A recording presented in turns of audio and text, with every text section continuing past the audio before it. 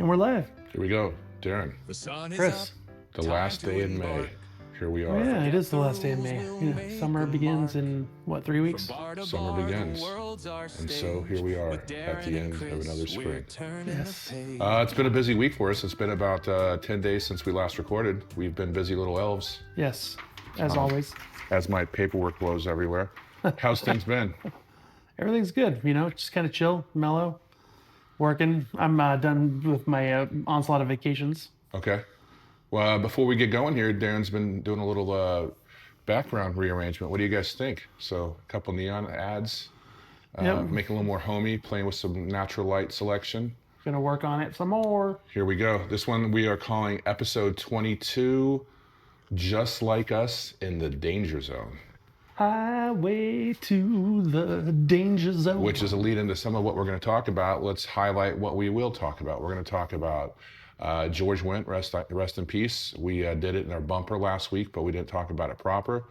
The Memorial Day wrap-up, where we were out and about last Saturday with various friends in from all over the country and world for that matter. A shout out to your buddy that gave us some Canadian beers that are in front of us that we're going to crack in a second. Woo, there we go. Some of us went to see Mission Impossible Final Reckoning midweek. So we're going to talk some of the movies of Tom Cruise. Some of us, a lot of us. That's right, that's right. Our Vegas deal's back in Las Vegas as we go into the summer months. Southwest baggage fees began this week. Scotty G talks Apple. We both are Apple users, so Yep. some things about the metrics of that.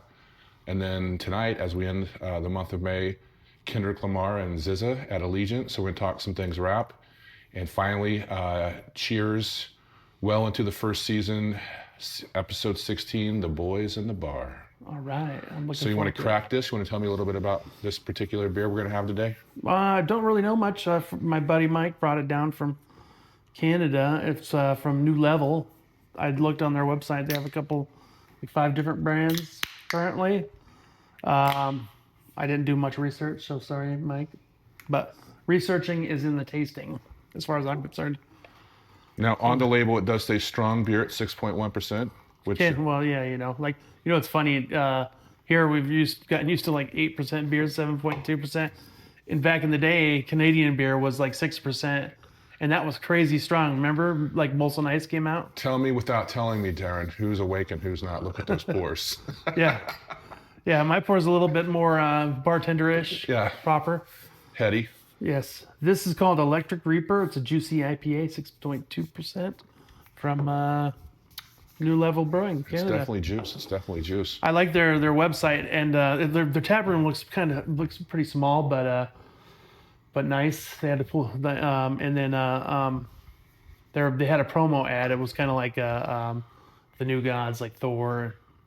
You know, We will talk about Hofbrau in a minute, but as the Germans say, Kopf gut, and he's definitely got some head on that beer. So as you're supposed to pour a beer. Like if you don't pour your beer like this, you're getting it poured wrong. Americans for so long we're used to, how many times did you have a customer yell at you because the pint, like you're like no foam, you're ripping me off. yeah, That was a 90s thing. I think Right. most Americans are educated now, but oh my God, I remember I poured a pint of Stella for some guy once, and Stella, they have the little line. The Sure. chalices have the line where you're supposed to stop pouring. And it was supposed to be, that's where the beer is supposed to start, and the foam's supposed to fill the rest of the glass. Well, the guy was like, you need to fill that up all the way. And I was like, that's 20 ounces. And he's like, no, you're ripping me off. It's too much foam. And I'm like, it's a Stella glass, buddy. He's like, I don't fucking want it. it's not just a steel glass; it's a chalice. Chalice, yes. He said, I don't want it. And he just walked away. And I'm like, okay, fine, whatever. Anyway. Well, as that's we my- raise a beer, and we thank our Canadian friends for sending this down. We, like I said, I prefaced a minute ago, we did talk in the bumper last week about we're 11 days removed from George Wendt, who perhaps might be the most fictitious barfly that we've ever known in American TV history. As Yes. Norm Peterson passed 11 days ago. Yes. Did share a story. I had the honor and the privilege of several years ago. He was out here at the Smith Center doing Little Shop of Horrors, of which one of your daughters has a name of. Audrey. Yep, Audrey too. And I was asked by his nephew Jason to show him around Las Vegas. Now, things kind of got switched around. We ended up being on a Sunday night. So obviously, like, there's not as much live music on a Sunday night, and George was a big live music fan, as there was potentially on a Saturday. So kind of with that premise, we went to the Bunkhouse downtown. We went to a couple other places. I called my cohort in crime, Mr. Rafferty, and he was along for the ride. And we ended up at Hogs and Heifers. Now, as I stated in the bumper, like, Steven's never met a picture he hasn't liked. And would that be a picture of beer or a picture of... it's an entendre. It's a double meaning. Double meaning, okay. Yeah. Pictures of pints or pictures of beer? Pictures of pints and pictures of himself with various celebs. And so I kind of gave him the operating rules that, we're out and about, no pictures, please. Because it's sober as a judge, he's always very good. A couple pints in, then the pictures are for pictures.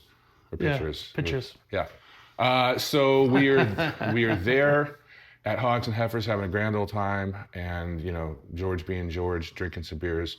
So the onslaught of Jameson start. Oh yeah. And then it was about an hour in, and obviously George he was well into his 60s at this point, so we all age, right? And so it wasn't immediate recognition, and the show's been 30 years off the air at that point. And he is recognized, and then the photos start happening. So Steven takes that as the opportunity to get himself in one or two. Fun evening. We ended up, at the time, I think if Uber was out there, it was very early Uber. So a taxi back to the residence was more than the room at the D. Ended up getting a room at the D. Wow. And I slept on the bed quite passeately, where Mr. Rafferty slept in the hallway.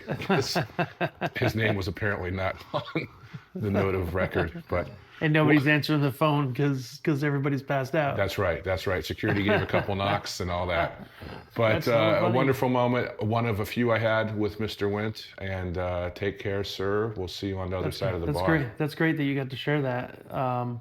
My only Cheers moment was when I got to visit the set, and the set being the set of the TV show, not the Bull and Finch in Chicago, but they saved it after it wrapped, and it was I don't know if it's still there, but there's the Television History Museum in Hollywood, and I believe it's still there. I'd have to look it up, but yeah, you can go sit in Norm's spot, and I have a picture from probably 2001, 2002 with me sitting in Norm's spot. And if you didn't know, I've told this story before, but he had a nervous tic, and he would just sit and chip away at the bar. So imagine after 12 years, there was about a 1.5-inch divot, so ripped out of the bar. So if you've ever gone to a really old bar, if you look at the bar and you see the little divots and all the little chunks taken out of it, that's just some regulars, people beating on it over years. It's kind of, and I love looking at bars like that. I mean, it's just really neat. But anyway, that was my recollection. Or just a stronger induction of keratin in your body, so stronger fingernails to really drive it home. Yeah. Right? You're like a werewolf. Yes. Or Wolverine, if you will. Yes. Shout out to Hugh Jackman, wherever you may be. Hey, last weekend was a fun weekend. There was a lot of celebrations going on, and it was Memorial Day weekend, but we took it upon ourselves to meet some friends out. You had a little reception for your nuptials. Yeah. Yes. Yeah. So it all became more real, folks. It was fun. I was in charge of being the unofficial photographer. I don't know how that turned out, but cheers to more beer. He was also in charge of being the unofficial taster of the tri-tip, which he quite liked.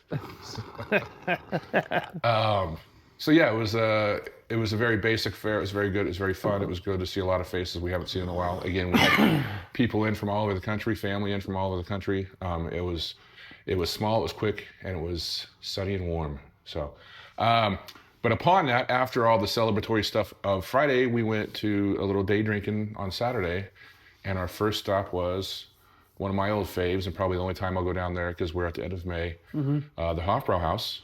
Yeah. For the seasonal Maibock. Tell the story, Chris, of the expensive, like the beers. Again, none of the beers at the Hofbrau House ever disappoint. Amazing beer. The Maibock held true to itself at, I think it was just under 7%, but it was complex but simple. It was caramely. It was delicious. A liter of it now, with tax, is close to $27. $27. Not including gratuity. So they don't put gratuity on it automatically. Now it was a larger group, so we did sit inside the The restaurant. The Schwimmhalle. The Schwimmhalle. Not at the Stammtisch. So shout out to Ginger. Shout out to Big Al if they're listening. But we sat at one of the larger chestnut tables and enjoyed the afternoon as we sipped our suds, if you will.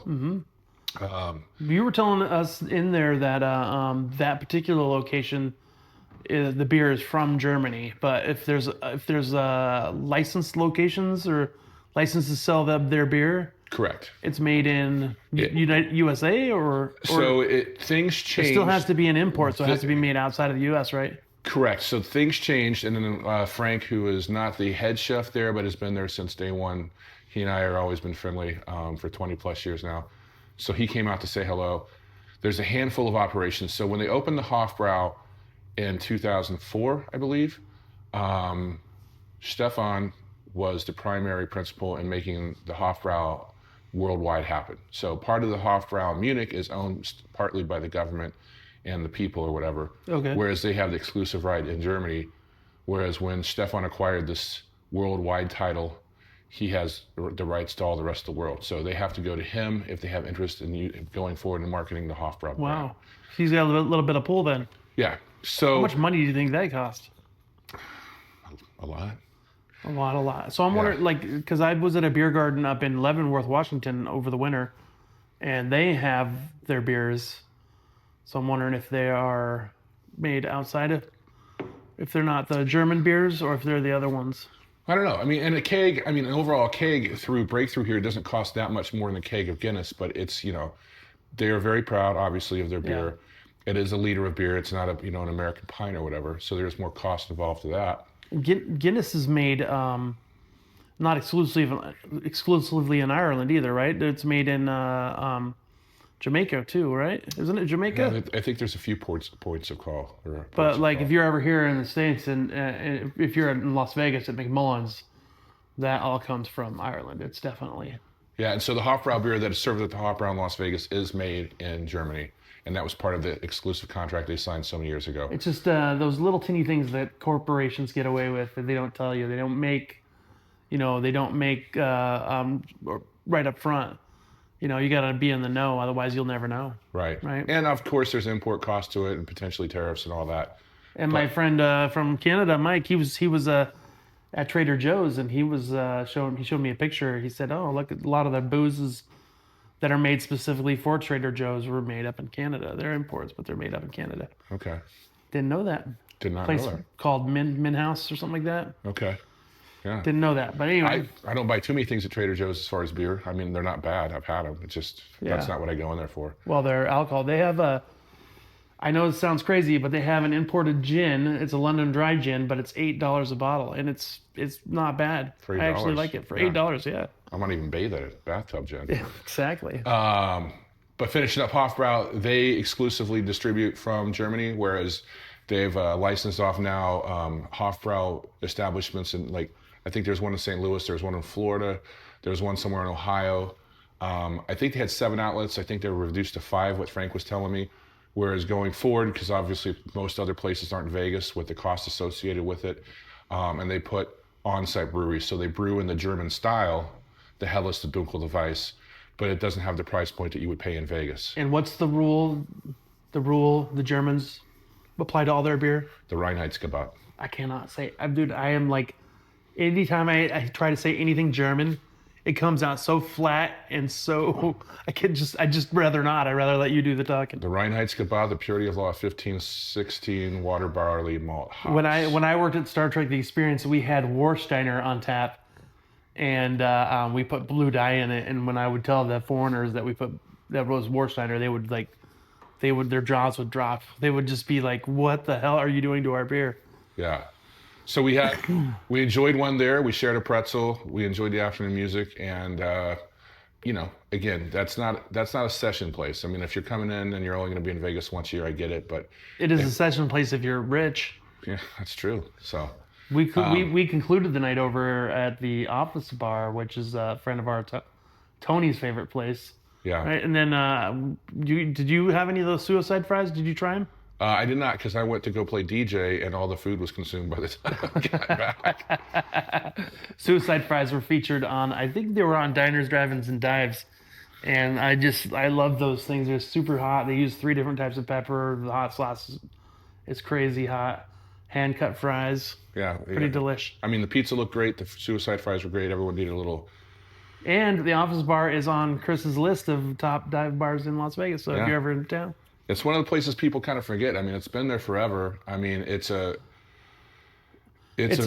old school bar. They have an old school license. Do they even sell those licenses anymore? I don't think so. The packaged liquor licenses? Yeah, they have the packaged liquor license. So you could not only walk in there and get drunk, but you could walk out with a full bottle and continue to get drunk. And it's just off the airport property. So back in the day, limo drivers used to stop there and like either before they picked up a passenger or passengers like, you know what, I need a bottle of Crown before they got to the hotel. Which is not a bad thing to do. Like if you're coming here in like as a group, I used to do this with certain groups when I was traveling. You stop at the first place you can. You buy not a huge bottle, but you like a pint. And if you're in a limo, everybody passes around the bottle. You take a shot and you tell them what you're going to do in town. Yeah. Introduce yourself. It's kind of fun. Now you do it with alcohol wipes. Yeah. But yeah, Office Bar, you know, when I first opened the Hofbrau House in 2004, that was our stop after we were done, after a nice, successful evening of all things Prosit. After you get done with a wild night at the Fruit Loop? Yeah, exactly. I'm sure if Stephen Rafferty wasn't here, he would appreciate that joke. But it was all walks of life in there, and that's what I've always appreciated, because it's a long bar, and you'd sit there at the end of it, because we would always kind of harness ourselves in the back, and kind of just like look down, and I was like, yeah, this is what's right. It's pretty beat up in there. It's pretty old. Yeah, dare we say it's a Buffalo Bills bar too, but that's okay. Well, you know, there's a couple of friends of mine that I will allow it. Sure. So midweek, that was last Saturday. Yep. And then I think exhaustion kind of wore in on all of us, and having to go back to work Sunday. So we weren't long for the day, but it was a fun day. Mm-hmm. Wednesday, kind of been pushing off recording this until today, not midweek. The newest Tom Cruise and what we believe is the latest entry in the franchise Mission Impossible Final Reckoning came out last Friday. The last. Potentially. Well, you have to assume. Yeah. I think Tommy turns 63 next week. So the first installment came out in 1996, and it has been almost 30 years of him running across motion picture screens. I enjoyed it. I thought it was a lot of fun. You know, it's kind of like, I don't know, like not bittersweet, but there you go. Yeah. Looking very Top Gun-ish. So if we're going to be in the danger zone, why not wear the Ray-Bans? Man, what a career. I was thinking about Tom Cruise. You know what I was thinking about? Like, remember the scandal with all his Scientology and the jumping on the chair thing and how everybody went off on him?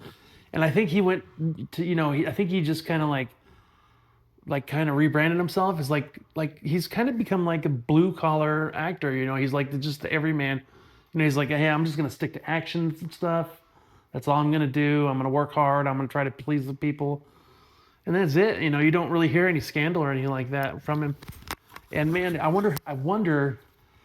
I mean, I've always liked the guy. I mean, like when he jumped on the couch and everybody was making fun of him, I was like, leave the guy alone. He's just excited. He's married. He's happy. You know, when you're falling in love, do you not make ridiculous kind of you know statements, right? Sure, absolutely.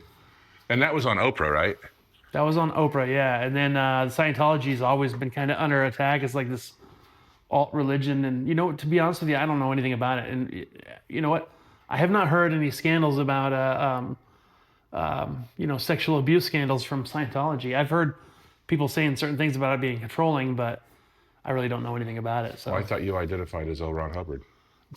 Dianetics, baby. Right, Dianetics. And Dianetics is something I do after a long night of drinking and Taco Bell. Well, I mean, I think we've seen from, I mean, dare we say, if Tom Brady is the GOAT of American football, you got to think Tom Cruise is the GOAT of blockbuster films, at least in the last 50 years, right? I mean, arguably, like, for our profession, one of the greatest bartender movies of all time. Yeah. Aruba, Jamaica. And then I think so this Dead Reckoning, the Final Reckoning, and then Top Gun Maverick in the last 3 years, I mean, he's kind of done a masterclass of like old school advertising marketing of really getting the film out there and doing the press junkets. And I think somebody used the word that the other day that in a press junket that said that, you know, Tom Cruise is doing what a lot of other actors in Hollywood should be doing, is being grateful. Yes. You know? And he doesn't, you know, he doesn't come across as like a rich douchebag. Right. He comes across as like a blue collar guy, somebody you want to hang out and have a beer with. Yeah. And you know, he's infamous, you know, like all throughout Hollywood, of like people that know him. You know, have you heard about the cakes that he gets? Sure. Everybody, you know, and he has a list, and it keeps growing. And man, this bakery, they got to be like the happiest bakery in the world. You know, like once a year, you're gonna get an order for like 2,000 cakes from Tom Cruise. I mean, you know, like Brian McMullen used to say at McMullen's, you know, you just need that one holiday and it makes your business. Right. And if you can have two, it's even better. So Tom Cruise is just buying these cakes for these people. It makes that business. Now, what did you think of Final Reckoning? I loved it. I thought it was great. You know, it seemed to me to be a bit of a smaller film. Like, you know, like where's the gadgets? Where's the this, the that? You know, it was all kind of analog. You know, there was the suit that he went down into the submarine with. But it was really just kind of like a what do they call that? A MacGuffin. Yeah. You know, it's like, hey, we got the special suit that'll get you down to the thing and it'll do the thing. And they didn't really they just kind of like special gas, you know. Sure. And then of course the planes, very analog. You know, nothing digital about it. And you know, they didn't do a lot of the like what they did for all the other films. You know, it was very very you know sci-fi. You know, the masks with the, you know, the computers printing them out, and, you know, all the gadgets and stuff. His glasses with the screens in them and blah, blah, blah. So it was kind of low tech, lo-fi. And I kind of appreciated it. It came in at like what, just under 3 hours, like 2:49, I think, 2:39, 2:49. Yeah. So it was kind of long. I mean, there were some setups and callbacks to kind of what I believe is the end of the franchise, because it kind of just wrapped up everything nicely. Now that I said all that about it being lo-fi, I'm like, the bad guy was a computer AI that was trying to destroy Right. the world, you know? Like, Well, it's like the allegory for, you know, hey, everybody put down your screens and go watch a movie. recurring character Isai Morales, the actor, I guess his residuals finally ran out with La Bamba, and he had to pick up again as Gabriel. You know, so we haven't seen the guy in major film for a while, and then he pops up. You know, if he's not on telenovela, Yeah. you know, he's that. I was watching a little setup the other day. I think Jimmy Kimmel had on Nick Offerman, who had a small part in this most recent one. Yes. And Nick Offerman's like, I am in love with Tom Cruise, Mm-hmm. you know? And he was basically saying, kind of to your point about the cakes and everything, that in the last couple of years they were at a Tom Cruise birthday party, and his Nick's wife came along, Mm-hmm. who I guess had a minor role in one of his first films, Risky Business or something. Now, he didn't remember her from that, but of course she remembered being in that. Yeah. And Nick was basically lamenting that Tom talked to me for 20 minutes, and he goes, he's very intense. He's like, but you feel like when you're talking to him, like there's no one else in the room. And then we're getting ready to go, and then he pulls my wife and I aside, and they talk about that. And he goes, can you just imagine that if we had 40 minutes with Tom Cruise, and he goes, there was no less than 100 people at that party if everybody else had 20 or 40. Oh, man. He goes, he extends time and space. Yeah. So again, that's eight movies in the franchise. Favorite Tom Cruise movie? We were going to, and I knew you were. I mean, obviously, as a kid, and just what rallies the easy answer is the original Top Gun. Yes. But I'm gonna go with Vanilla Sky. What? Vanilla Sky, really? Yeah, The remake? yeah. Cameron Crowe. I mean, I was thinking. Now, you know, I printed it out. I mean, I can read off a few before you give your answer. Number one grossing overall, Top Gun Maverick. The final numbers aren't out for Final Reckoning. Mission Impossible 2 Fallout from a couple years ago, Mission Impossible Ghost Protocol, Mission Impossible War of the Worlds, another Mission Impossible. Then you get down to like 9, 10, The Last Samurai, The Mummy, Edge of Tomorrow, Jerry Maguire. Wow. Yeah. The list is so long. Right. I just, you know what, yeah, again, Top Gun, obviously, but you know, I love Legend. Wow, early. Yeah. I love that movie. That before? I'm a nerd, so I love fantasy. Was that before or after Taps? That was after. After, okay. Because I believe he met his first wife on that set, Mina Savari, right? I thought it was Mimi Rogers. Mimi Rogers. Yeah. Which, you know, phonetically sounds like Nina Savari. But if you've never seen Legend, Tim Curry plays the devil, basically. It's just a weird, unique, fun film. I just like I love it. I mean, you got to think, Days of Thunder, which there's a potential remake. You got to think, what's the one he did with Ben Stiller that's not even on it? Oh, Tropic. that's what I was gonna say is our most iconic character I think is Les Grossman. Grossman. Like I just finished watching the studio on Apple TV, and they're making a second season, and I was like, because they were talking about making a movie with Les Grossman, and I'm like, no, they should totally bring back Grossman for a second season of the studio and have it be like a foil to what's his name, Seth Rogen's character. I think that would be phenomenal. Like have him be like a Harvey Weinstein character. Yeah. And I don't know. You said you fell asleep watching the studio, but I think you should revisit it. It's a pretty funny show about how movies get made in this day and age. I mean, in continuation, we didn't even mention The Firm or as good or not as good as it gets. His Jack Reacher. Jack Reacher, A Few Good Men. Yep. And probably one of my other top Tom Cruise films up there that it took forever to film and ultimately distribute, but Eyes Wide Shut, Stanley Kubrick. Oh, Stanley Kubrick, yeah. Now, you're more of a cinephile than I am, and we've said that in other episodes, but like... What my least favorite Kubrick films. Really? Yes. But I just remember, like, I think they're from almost exclusively filming in London because something about Kubrick not wanting to be in America. Mm-hmm. And so Nicole Kidman and him were over there. And some of the cinematography and whatever, like... As a younger man, a younger mind, that first started to click because I could really see it in the screen, like it was, however he shot that. I wish. So Tom Cruise, everybody just assumes is the action star, but like he has got all the chops, comedic, dramatic, action. Yeah. I think I would love to see the guy do some more dramatic roles, potentially. Did you see how much it cost to complete this last one? The movie? Yeah. Oh, I'm sure it was in the 230. Was it 230? 400 million. Does that include marketing or no? You have to think. But no. Our production of movies has gotten up there. But he brings home the bacon, so they're probably gonna greenlight it, right? Yeah. Yep. Well, getting away from Uncle Tom. No love for Kokomo from you? None? Cocktail. I mean... Cocktail. Excuse me, I said Kokomo. Cocktail. Yeah. Wow. Yeah, that's the frothy beer. That's the song. Right. The Beach Boys, the famous Beach Boys song. Young Brian Flanagan. So, yeah. Was that his name? Was that his character's Flanagan, name? Yeah. That's funny. Aruba, Jamaica. Ooh, I want to take you. We gotta do an episode on favorite bartending movies. And what's the actor, the Aussie guy that was his kind of tutor? Oh, I don't remember his name. I can see his face. His Brian Brown, was it? Yeah, it's sounds right. But his yeah. his Coughlin's Law, his kind of rules of the trade. When he was teaching young Flanagan. Was he in Crocodile Dundee too? If he was, I forget. But that's funny because I saw a picture of Paul Hogan the other day, and Jesus Christ, if you didn't tell me it was Paul Hogan, I mean, we all get old, but I was like, whoa. But I haven't seen a picture of Paul Hogan in 30 years. That's true. That's true. Getting away from Tommy. Thank you. Spent enough on Tom. Thank you, Rosie O'Donnell. Let's circle back around to some things Vegas. Seen a few things pop up in the post the last couple of days. Are Vegas deals coming back? You cemented to me that Resorts World, I think, are waiving their parking fees for summer. You sent me that last night? They are waiving their fees for summer, but there's an asterisk there till August 28th.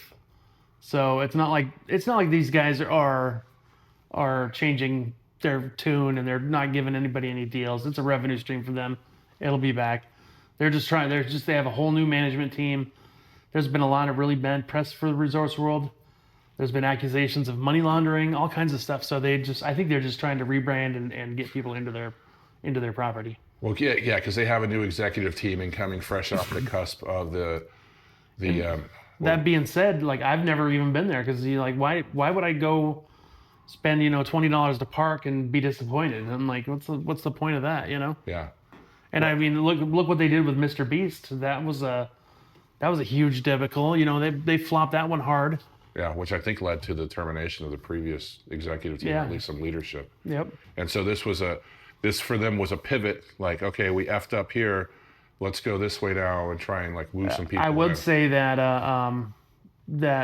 as somebody that I'm literally the last person that people see when they leave Las Vegas, because they come to me my little stand, and I'm very courteous, and I always ask. I'd like to say that I'm like an ambassador to Vegas, and I say, "How was your trip? Anything memorable? You know, like what are your thoughts?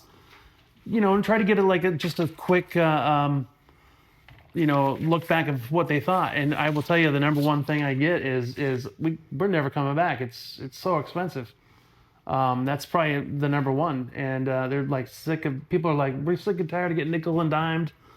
You know, it's pretty common to hear that. Yeah. Oh, I hear it also. Obviously, I mean, we can kind of lead that into and still kind of talk about some of the Vegas deals. You talked about Resorts World. The Plaza downtown is doing $125. Let me help you. Thank you, sir. $125 all-inclusive deal. Yeah. I think all summer. So at select outlets in there, it includes breakfast and dinner. It includes bottomless mimosas in the morning. It's like at Hash House. It's only like in select outlets. Now, I don't know if that's $120 including the rate of the room. Mm-hmm. It waives resort fees also, or that's in addition to. So you booked a room for a set amount, and then for $120 tack on, you can kind of have that all-inclusive peace of mind throughout the day. Nice. So they're doing that at the Plaza downtown on Fremont Street. You speak to the Resorts World. Mm-hmm. I know that the Palms is trying to be aggressive with their local promotions for locals and Sahara has free pool for locals. All you have to do is come down. Free parking and free pool. I think the Palms is doing free cabanas for locals Monday through Thursday with your ID. Nice. And then they have like all-inclusive like ladies night on Thursday where it's $50 all you can drink, and Tuesday, Wednesday, I think one of them's margaritas pitchers for $35. Wow. Drumming up the business. We're not reinventing the wheel here, guys. Well, it's so hot here. This is the slow season. It just kind of slows down because everything is super hot. Yeah. Christ. Put the case on top of there. Right. Or next time, note to self, turn the fan off. Sure. We try to be cool here. So I guess some of the places are trying. We'll see. I don't have much faith. They're just trying to build business because it's slow. And like I talk about like the movie theaters. People are like, oh, you need to get back to movies. My thoughts of this is that rents have increased so much in the United States that if you are somebody that's paying a mortgage or rent, your rent has gone up so much, like 30 to 40% in some areas in the last 10 years. So these companies are like, where's the business? And I'm like, people don't have as much income to spread around for these other businesses because it's all going to one thing. It's going to rent. I don't know what your take on that is, but that's my look at it. Yeah, another thing that people want to do these things, but they can't afford it. Another thing that we didn't talk about is, Born and Raised, a place that you and I have both been to in the past. They had a few outlets here in town, more local bars. Great concept, Oh yeah, I was going to ask you, are they officially done? That seems to be the big question. A couple stores are already closed. They closed the one in front of the Horseshoe a while ago because I think trying to be a more crafty bar on the Strip wasn't working out for them. I think the Henderson store and the Warm Spring store are still open. I don't know about the Northwest, but it seems they're like behind the eight ball, And for a store that 10 years ago, it was a ticket to print money. Yeah. How quickly things change. Maybe too much investment or too much extracurricular. Oh, maybe it's like remember the Mixed Nuts group, in and out, or outside in. Outside in. They just a lot of these guys they're lawyers and they get together with their lawyer buddies from college and they're like, hey, let's buy a bar in Vegas, and they just like Mixed Nuts, they just didn't think they needed to pay taxes, and one day they just got raided. Remember? Yeah. Quirky, do you know if there's still a Madame Tussauds at the Venetian? Yes. There is? Yes. I was doing some information. Not Madame Tussauds here, but another L city that I love, London. Mm-hmm. This week is doing something near and dear to my heart. They're bringing the Greg's sausage roll to its museum, which is the first included food item to be personified in wax ever. So they're just going to have a wax sausage roll. And who doesn't like a good sausage roll? Yeah, especially one that you can chew over and over and over. That was the squirrel moment of the podcast this week. I just had read that in my notes before I forgot. Can you imagine sausage-flavored chewing wax? Oh, yummy. Southwest started Wednesday baggage fees for the first time in their history. I mean, they're the only ones.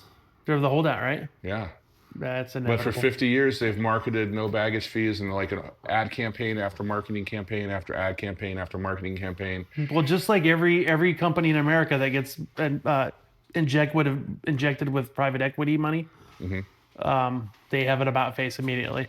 So they took a cash payout, or they took a cash loan from a private equity firm, Yep. and basically, what was it? Not even 6 months later, they were like, nope, no baggage fees.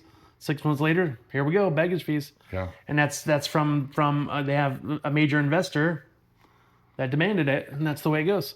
Now, I will say, can I just say this? Air travel, people get pissed off about it, but air travel is the only industry in the world that has gotten cheaper over the last 80 years or so. Yeah. It used to have, people complain about not having dinners and, like a bar card or whatnot, but it's actually gotten cheaper. And that's just like, I remember when I first started traveling, I'm 52 now, in my early 20s, a Southwest airline ticket was $300. Now you can get a ticket to, that was to Vegas. Now you can get a ticket. I can get a round trip ticket on Spirit for $80. And so, yeah, you have to pay baggage fees. I did have to take a bag last time I flew because it was an extended vacation.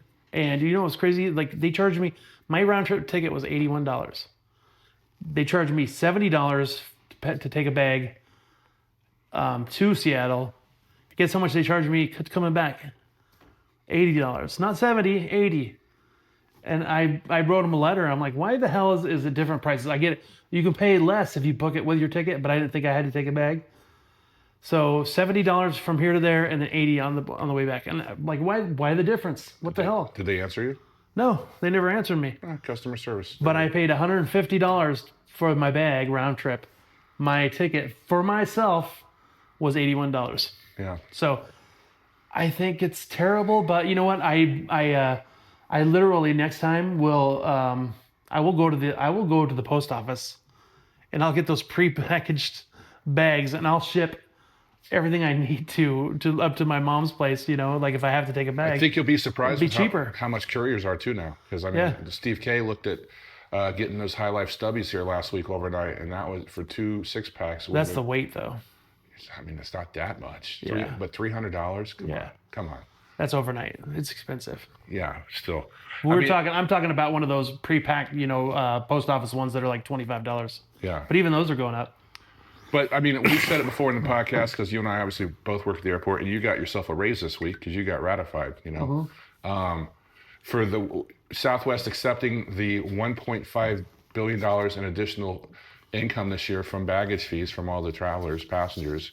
They're willing to just kind of ride the wave with the $2.1 billion in customer dissonance. I think at the end of the day, it's corporate greed. It is what it is. That's the time we're living in. And I think with the current administration, he's very business friendly, so much so that the customer is always wrong, and the business is always right. So as customers, we're not going to get much winning right now. I don't think we're going to just have to suck it up. And if we want to do things, we're going to have to pay for it, which is the way it goes, right? Yeah. Just continuing on to that about major corporations for a quick hot second. You and I both listened to the Scotty G podcast, and I'm just going to read the summary to you to get your point of view. He interviewed the guy, what was his name? McKellar? Where did I put it? I don't know. Patrick McGee, who just published a book called... Isn't there a limerick? Patrick McGee. Well, we'll write it after this. Patrick McGee, who has worked for newspaper and studied Apple for most of his career, just wrote a book and published called Apple in China, the Captain of the World's Greatest Company. And so the summary is the majority of the people listening to the episode, our episode, are hearing it on an iPhone. Most of us can attest that the iPhone is so central to our lives that if we lose it, we feel totally unmoored from our ability to function in the world. It's hard to explain how ubiquitous the iPhone is and how much of a behemoth Apple is. Apple sells over 60 million iPhones in the US a year, and one plant can make as many as 500,000 iPhones per day.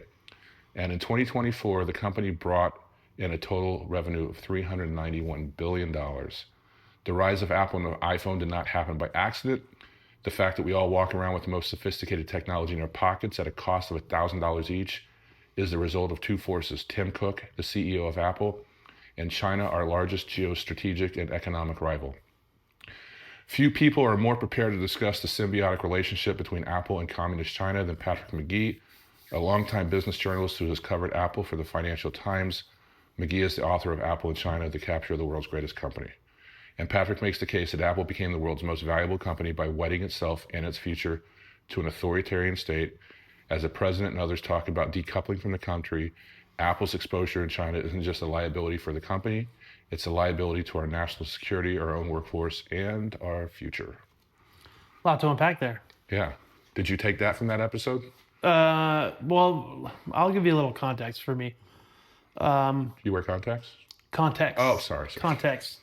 So that, yes, everything you said, I believe, because corporate greed, like we just talked about, corporate greed. I've been reading some history books recently, and there's one current that throughout history is that corporations, business owners, people do not ever want to pay their workforce because they think that for some whatever reason, like they think that they started the business, they are the driving force of the economics of it, and kings, queens, lords, ladies, CEOs, nobody ever wanted to pay. So in the post-war era, good jobs, and then the rise of unions. All these CEOs and these rich people, they moved their businesses to where they could get their production cheaper, which was China. So we literally have fueled China's rise, and now their buildup, their military buildup, everything, they're supposedly our enemy or whatever. It's all due to rich people moving jobs from us because they don't want to pay. And so they have nobody to blame but themselves. I think and now they're trying to find a way to get out of it, which is crazy. I think in the episode, when I was listening to it, I think one of the stats that he threw out there in Patrick McGee was that at any one point, there are directly 24 million Chinese people that are hired by Apple because the iPhone is not just made. Yeah, the mining, the minerals, the everything. It's not just made at one factory. It's all these different components. Yes. This warehouse makes this component. That warehouse makes that component. 100%. Which is just that is a crazy number. Yeah. Well, it would be, the talk right now is like, oh, well, they want to move production here to the United States. And everybody's like, well, nobody would pay for a $3,500 iPhone. And again, like it's all greed. Like the shareholders to the CEOs to everything, there's plenty of money to go around. But at the end of the day, regardless of whether you think this is what it is, robots are going to do all that job in the future anyway. So I'm just going to go back and get a Nokia 6190. Yeah. I know. People. There's the debate, and that's the point nowadays. Is the debate and the what's the word I'm looking for? Everybody's got to have their opinion. Sure. But at the end of the day, Elon Musk. The other day, I listened to him talk at some meeting. And he said that they hope to have like 20,000 robots built by 2007, which means in Elon speak is 2012.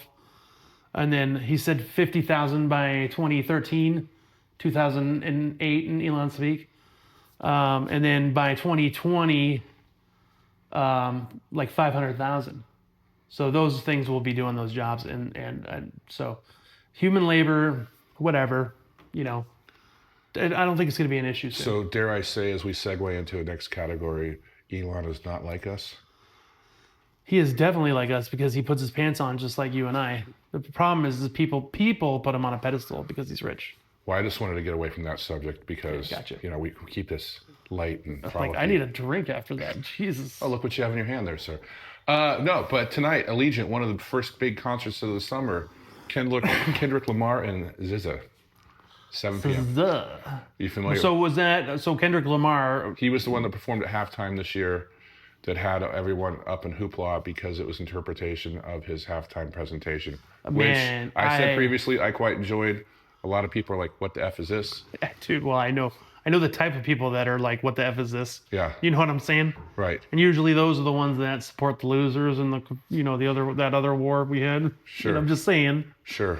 Anyway, I loved it. I didn't get all because I don't know anything about Kendrick Lamar and nothing. The only thing I know about SZA is that they have that fun song with Maroon 5. Yeah. So that's how out of the loop I am when it comes to music. But after watching the halftime show, I was like, what the fuck was that? And then I did a little deep dive, and I was like, I like that. And it was fun. Who is your favorite rap artist of all time? Since we're both showing kind of how white we are right now. Don't ask me. SZA did the spit with Maroon 5. I saw Beastie Boys open for U2 once, which I was like, that was pretty damn cool. I got to see the Beastie Boys once. Okay. All right. Yeah. But I mean, rapper, dude, I don't know, man. There's so many. Will Smith. Well, Just kidding. I'm just kidding.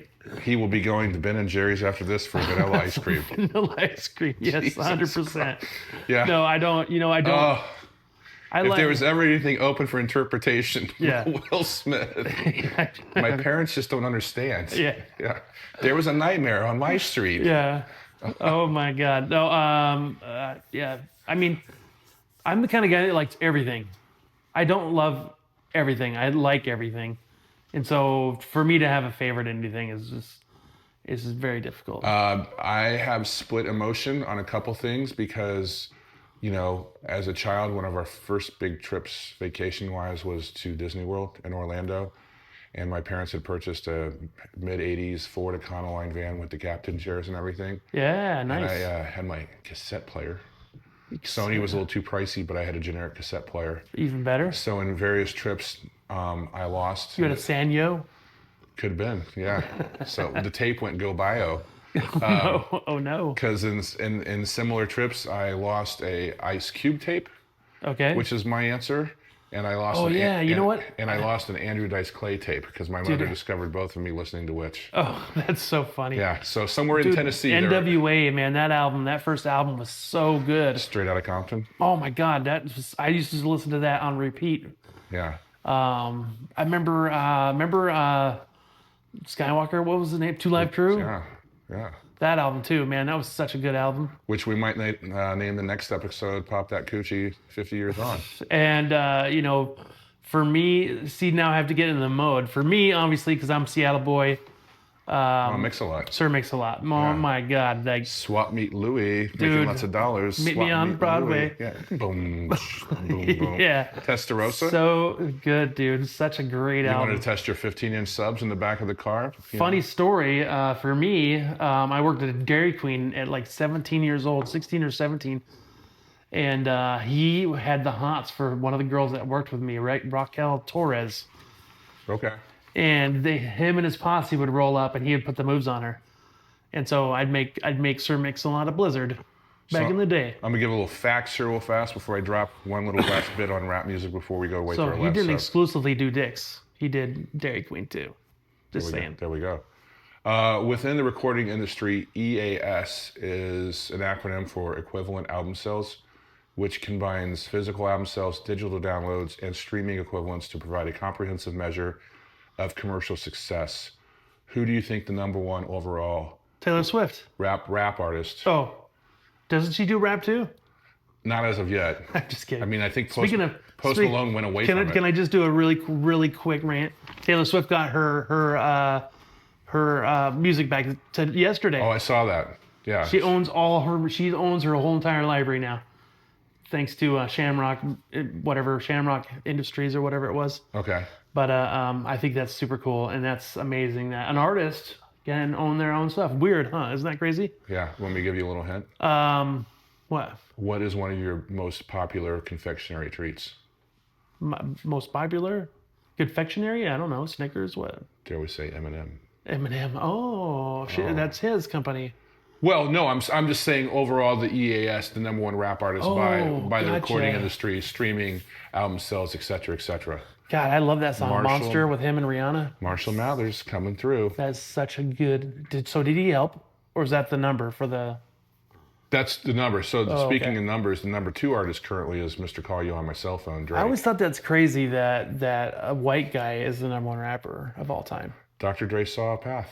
Well, I mean, it's Dr. And now Dre. he's got beat and he's a billionaire too, right? That's another great album too, man. That The one Chronic? with the Chronic with, Yeah. oh my gosh, that was such a good album. Survey would be rolling her eyes right now because she's like, why do you just drop this? Like, it's just pure now. It's not, So I just I am super vanilla, but I do have some a little bit of fun in me. Of course you do. Of course you do. I'm getting you 2 subs before we get out of here today. Last thing, we're going to wrap this one up. Along with a vanilla ice cream cone. Thank you. Yeah. No chocolate dip, please. Yeah. Vanilla bean. Yeah. Did you watch episode 16, season 1, The Boys in the Bar of Cheers? I did, and I'd like to say, Coach steals the show again for me.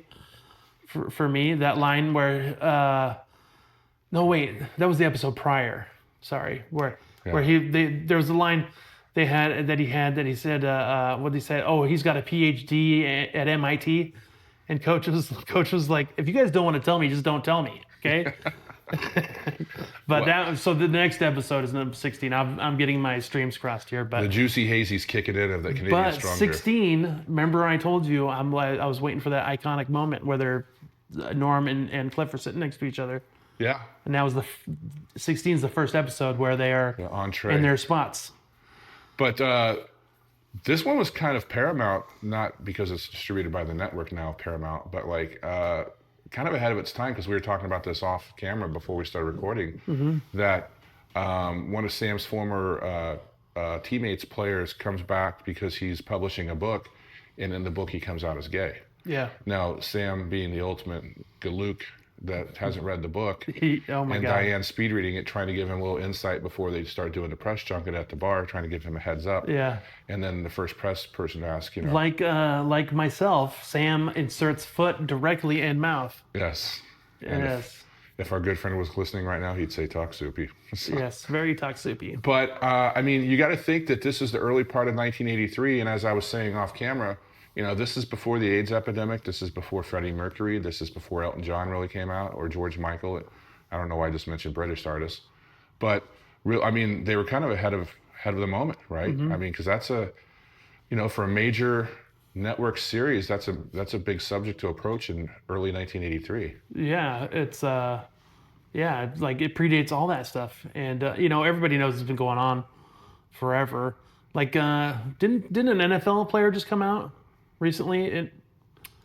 I don't know. I mean, there was the kid that played for Missouri back in the day that came out before the draft, Michael something or another, and said it, and then he got drafted, and he kind of went on the wayside. Just think of the stigma still. We're talking, this is 1983. This is nearly 42 years later. And how many openly gay athletes do you have in the NFL or the MLB? None. Yeah. So that stigma is still sticking with us, and it's kind of sad because, everybody knows somebody that's gay. Whether you believe it or not, you do know somebody, and it's kind of crazy to think that it's still. So this episode was not written by Les or Glenn Charles. It was directed by Jimmy Burrows, but Ken Levin and David Isaacs wrote it, and it was inspired by the coming out of former Los Angeles Dodgers baseball player Clint Burke. So we all find our inspiration in truth or reality, right? Yeah, and Hollywood, like I've talked about many times, Hollywood is more like it trends higher when it comes to that demographic. With the LGBTQ community. So there's going to be more of those stories in Hollywood, just because when you're dealing with the arts and dressing up and doing all those things, that's just part of that culture. So. It doesn't surprise me. It doesn't bother me. I don't know. I had a gay uncle growing up, and that was never even a thing to me. It was just, But was he happy? Yeah, of course. He's a great guy. The episode that kind of took me by, I was cleaning. I was like, oh, wait, okay, this is a little more heady subject, but the episode received attention from critics and advocacy groups alike, with Stephen Tropiano, who I don't know who that is in reference to, calling it the definitive highlight of season 1. Really? It was a good episode. what is that, episode 16? So what is it, 23 or 25? We're kind of getting to the tail end of season 1, Yeah. which is probably a good space to where we say this is the tail end of this episode. Yes, it is. Because you're at the end of your beer, I'm at the end of mine. Give me some rope, Go out with some Kokomo. Kokomo, Aruba, Jamaica. Yeah. Ooh, I want to take you. Not too much. We don't want to give copyright. Hey guys, don't forget to sip, socialize, shine. We are growing. We're out there on social. Networking is being made. If you want our list of places to check out that are not on the Strip or Fremont Street, not that those are mutually exclusive, check out bars.showme.vegas. So that's the extension. It's not a .com. It's bars.showme.vegas. Sign up to the list, and we're going to be doing more good things this summer. So, again, appreciate the time. Remember to subscribe on YouTube. So join us on Facebook. Tell your friends on Facebook. The more we grow, the bigger we're going to start doing. We're going to start doing events. We're going to start doing meetups. As soon as we get enough, we're going to have some merch. It's going to be a lot of fun. We might even get a Patreon going to keep Darren awake with some coffee. Yeah. My coffee's in the fridge still. Infused. Thank you. Thanks, See you next guys. time. Thanks, Mike. This is wonderful, actually.